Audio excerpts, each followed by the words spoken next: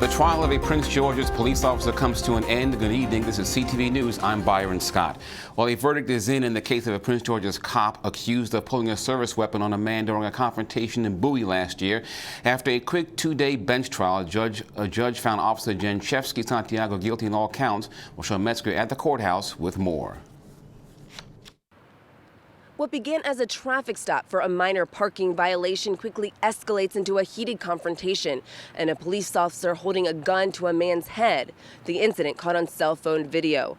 Prosecutors call Officer Jenchevsky Santiago a cowboy who abused his powers. The defense agrees that his actions were reprehensible but say they were not criminal.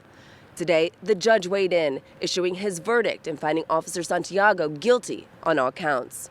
I just feared that something further was going to happen. This profanity-laced cell phone video shows the shocking confrontation between Officer Jenchevsky Santiago, William Cunningham, and his cousin on May 10, 2014. Get back in the car now! You have to hold each person, whether it's an officer or your neighbor, accountable for their actions.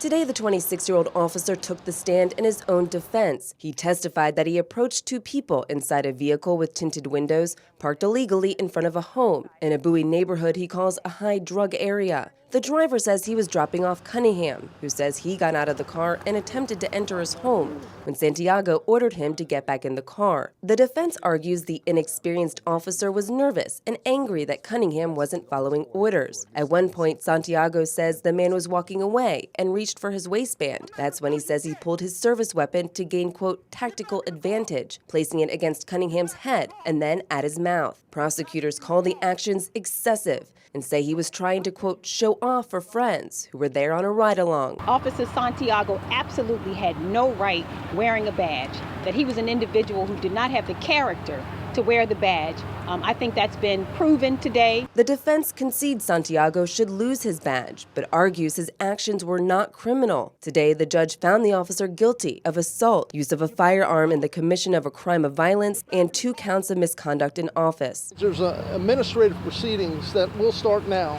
since the criminal case is over. My recommendation is termination to the trial board chair.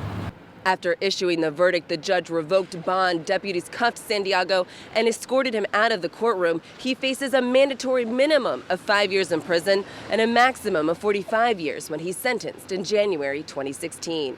Reporting from Upper Marlboro, Rochelle Metzger, CTV News. Now, Santiago has been stripped of his powers and suspended without pay. Per the Maryland Law Enforcement Officers' Bill of Rights, he'll now have to appear before an administrative review hearing where he'll likely be terminated. Well, the opening arguments in the trial of a Baltimore police officer involved in the death of Freddie Gray begins. 26-year-old William Porter is the first of 6 officers to stand trial.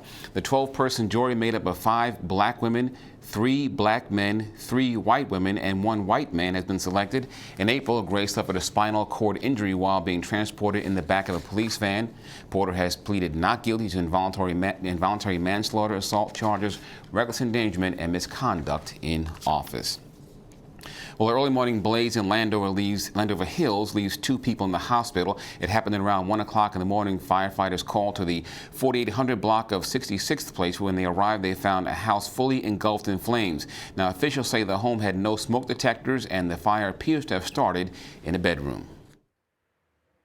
I never see any such a thing before. This is, I guess, was the first time in this street. I've been here for 49 years. And I never see anything like it. And I heard all this noise, the firemen and the ambulance and all that. And I tried to come outside, but it was raining. And then I saw the chief of police or somebody park in my driveway behind my husband's. And then I told my husband, I said, something happened. And this morning, when I wake up, I was smelling. So I said, let me go and look. But in 49 years, this is the first time in this neighborhood. Now, that fire caused about $75,000 worth of damage. The victim's injuries are reportedly non-life-threatening. Well, police are investigating the death of a University of Maryland student, George Korzanowski, found dead on the floor of his dorm room in the Commons 3 apartment building. Now, authorities responded yesterday after getting a call to check on a person. There is no evidence, though, police say, of foul play.